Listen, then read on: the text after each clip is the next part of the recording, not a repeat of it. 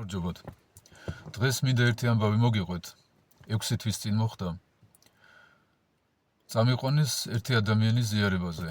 84 წლის ქალბატონი, ჩავარდნილი და ბებო ესეთ რამეს მომიყვა. ყოველდღეო ვიღაც შავი კაცი ფანჯრიდან შემოდისო, ხელში ქაღალდი უჭირავსო, იქო რაღაცები უწერიაო. და მეჩხუბებაო, რაღაცას ითხოვსო და მე არ ვიცი რა უნდა, შენ ხო არ იციო. ძალიან მშვიდი, კეთილი ადამიანი, ოღონდ არაეკლესიური. აღსარება ვათქმევინე, შენდობის ლოცა წაუკითხე, ეზიარა.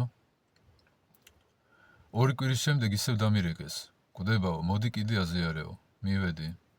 ბებო მეთქი, ის შავი კაცი როგორ არის, რაც ვეზიარე, იმის მერე აღარ მოსულაო. ეს თემა პირველად 98 წლის იანვარში გავიგე. ერთი მომაკვდავი ნათესავი ყვებოდა, რომ ყოველ ღამე ვიღაც შავი კაცი მოდის და მცემსო.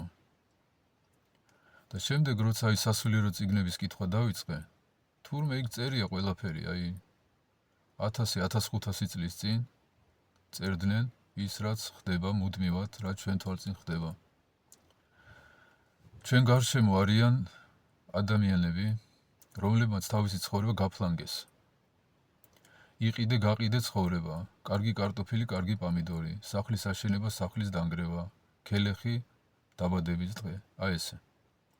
რომლებსაც თავის სულზე არ უზრუნიათ, თავის მარადისობაზე არ უზრუნიათ. თქვენ არ გაიმეტოთ ხოლმე ესეთი ადამიანები. დაუძახეთ ხოლმე ვინმე სასულიერო პირს, რომ აღსარება ათქმევინოს, ეზიარონ, არ გაიმეტოთ ხოლმე დასაღუპად. სახარებაში წერია, თუ არ ეზიარებითო, ჩემთან წილი არ გექნებათო. ეს თქვა ღმერთმა. ვერანაირი ადამიანური ჭკვიანობით ამას ვერ შეცვლის ვერავინ. სიყვარული არ დაგეკარგებათ. რაც შეეძლოთ, გაგვიკეთეს. ჩვენ რაც შეგვიძლია, სიკეთე გავუკეთოთ.